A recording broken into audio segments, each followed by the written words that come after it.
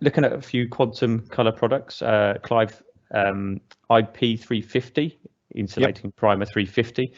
This is similar to the IS160, but the sort of color version. Am I right? That's right. That's right. Yeah. Yes. So it's the ISO. It's a two-pack PU, solvent-based, extreme performance. Very good for filling.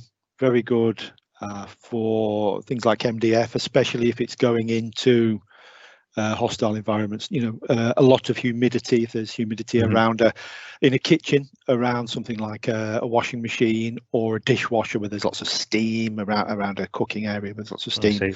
This has got the boosted humidity resistance. Also, if it's going near things like wet rooms and bathrooms for furniture, this would be the sort of thing that you'd use to isolate and really prepare the wood or the MDF substrate. I see. Yeah. So go through sort of cycling of sort of wet environments a little bit. That's what we do. Yes, we put them through those tests. Okay, and then to top coat that, we've got two tintable colours. Yes, because you have the beauty of having a tint machine, we just supply you with a white base and a clear base, and you use the really high performance pigments to get the colours that your customer wants. So you select which base, and they come in a couple of different gloss levels, the colours. So you've got the 460 there, which has got a few options, sort of 10, and 30. So if you want a sort of matte or satin finish, quite modern, and then you got the 470 if you want the gloss. Yeah, because the 460 only comes in those two gloss levels. If somebody wants to do a really high gloss wet look finish, then 470/90 is the one to go for. Again, you spray it off the gun, it's already flowing out exceptionally well, and then you just finish it with some cutting and buffing, and then it's highly glossy. Especially, I mean, we do a black when we tint this black. I mean, it's superb.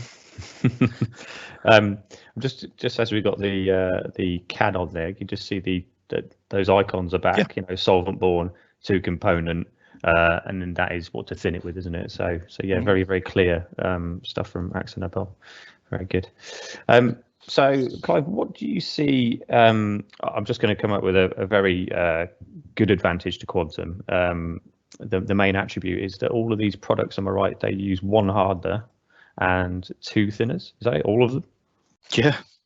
I mean, that's one of the real bonuses of sticking with the Quantum system. You've got a nice range of paints and a nice range of clear lacquers, but all of those that we've talked about so far, one hardener. That's all you need.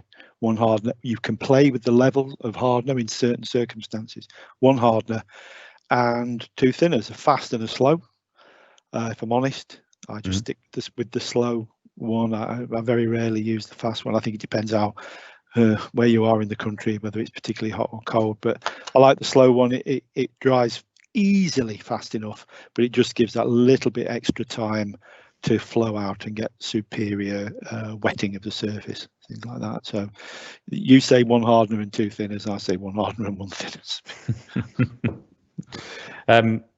So that's the main advantage really, but any other properties of Quantum where you can see quite a distinct advantage over other brands? I think we've covered it. I mean, it's been a good presentation so far. The quality is exceptional. It's the fast filling of the sealers that works. It's the clarity of the whole system, and I have to say they're very easy, very, very easy to apply. I'd say you have to try really hard to go wrong with these. The spray, the ease with which you spray them. And of course, you've got the supporting data, you've got the certification, you've got the technical data sheets and guides to follow, and you've one hardener and 2 thinners. It's just easy. Just to add again, so Simon again, just recently we've been doing some trials with a large furniture builder with the Quantum Color in particular. I won't mention who they are and what products we were against, but a couple of problems they were having were they were getting pigment separation in some of the pastely, the grey colours on the edge. What's that? When you get to the edge of a panel and you get that build up of paint, Clive, you keep telling me what's it called? Well, we call it a fatty edge. If you get a fatty edge, you don't want a fatty edge nowadays. I like that. We don't want a fatty edge, but yeah, you can get some pigment separation there. And when you try and cut and polish that panel at a later date, that causes a problem.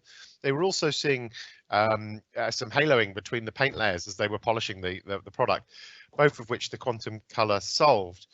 And the other thing they were concerned about was UV damage, not the sort of UV that we have to deal with on yachts that are shining off the water, but this is just through windows. And one of the things we discussed is that you recently limited your pigments down to one set of pigments for all of your products, and they're exterior grade. Is that right? Yeah, nearly. All the pigments we use across AkzoNobel are all across this range within AkzoNobel are all exterior quality pigments. So even if this is going into an indoor environment where it doesn't see a lot of the sun, we always use exterior quality, high performance pigments. So when these do, say, enter an environment where they do see some UV, the pigments are not going to be a problem at all. So yeah, that's why your tinting system, your tint machine's quite simple, because we've got one system for solvent. Well, what I'm saying is we've got one system for solvent based and one for water based. That's why there's two. Yeah, all exterior quality. Chris, have you got any questions coming through on quantum? Yes. Can you use different gloss levels of clear over the top of the pigmented quantum to adjust the gloss level of the finished product? Clive, you want to take that one? Yeah. The 460, as you said, it comes in, I think it's a 10 and a 30, so there's not a huge range of glosses. So if you need to change the gloss of the 460, you can go over it with one of the quantum clears at either 5, or if you really wanted to, you could go over with the quantum clear that's at 90 and modify the gloss level of the pigmented. You have to follow what it says on the data sheet, but you can tune the gloss level of your pigmented coating by changing the top coat, the gloss level of the top coat. Interesting, Clive. The customer I was just talking about are moving into doing exactly that. They get the color with quantum color, and then they can change the panels gloss levels with the clear, depending on the job they're doing. Yeah, that's what it does. Okay, and another question that's come in. They're using a dead mat from another brand, and they're struggling with the stability of it after sort of finishing. How do the quantum dead mats compare? Oh, I'll take that again if you like, actually, because that's another one I've just been dealing with another furniture company. Again, I apologise. I would love to be able to drop everyone's names, but they're often working on a high net worth projects in London in private homes, so they like to stay anonymous. But they were struggling in this particular case with the cleanability and the fact that the dead mats were buffing up. So hopefully that covers the question that was coming in. And they found that because of the quality of the resins and the quality of the systems in the dead mats that we're using, that it was much more stable and resisted polishing up just through wear and tear. So, if you've got an area where a handrail or something like that, it resisted that polishing up just through general wear and tear much more than any of the other products that they trialed it against, and it was successful for that reason. I have to admit, I've got a whole load of dead mat in my own personal kitchen based on what we did there, and it does seem to be pretty resilient. So much more than anything else we've come up against so far. I hope that helps. Yeah. I knew your kitchen was going to get into the sun. You're in it now, aren't you? Yes. I'll take you around in a minute if you like. Well, thanks, guys. Thanks for that. Any more questions, Chris, or can we move on? No, I think that's it for now. Thanks. Cool. So that's quantum. Yeah, just a quick look at quantum. If you want any more information on quantum, you can go to marineware.com or visit AkzoNobel-woodcoatings.com. Or you can give us a shout on Marineware, call the office or call our technical sales team for more information.